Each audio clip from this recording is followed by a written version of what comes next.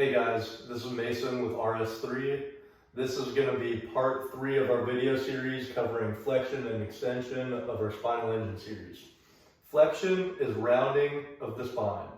Flexion, we want a natural rounding of the upper back region and some extension of the lower back region, but we want flexion to happen from rib cage retraction. So you want your rib cage to be slightly pushed back, but you don't want kyphotic posture. That is bad flexion and that won't help us move well. What flexion does is it allows the scapula to move efficiently along the rib cage so we can protract and we can retract efficiently, which is very important in throwing mechanics and in all athletic movement. We see flexion in the pitching delivery around ball release.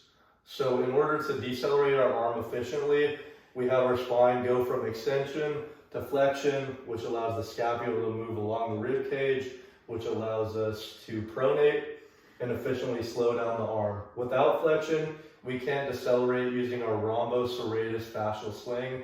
That sling covers from the rhomboid area around the serratus, and this is very important for a healthy arm and efficient velocity. And then we can't unload around the front hip using the coiling core without flexion.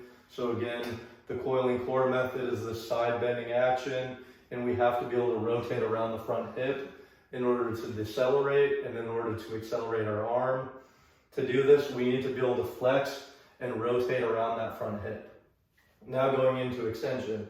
Extension is extending or arching the back. We want some degree of extension in the lower back and some degree of flexion in the upper back. But many times we get way too extended, so people have bad anterior pelvic tilt, which can cause many problems, including not being able to move your hips and spine very well. But extension is important. We want to be able to extend through the upper back region in order to load the shoulder girdle.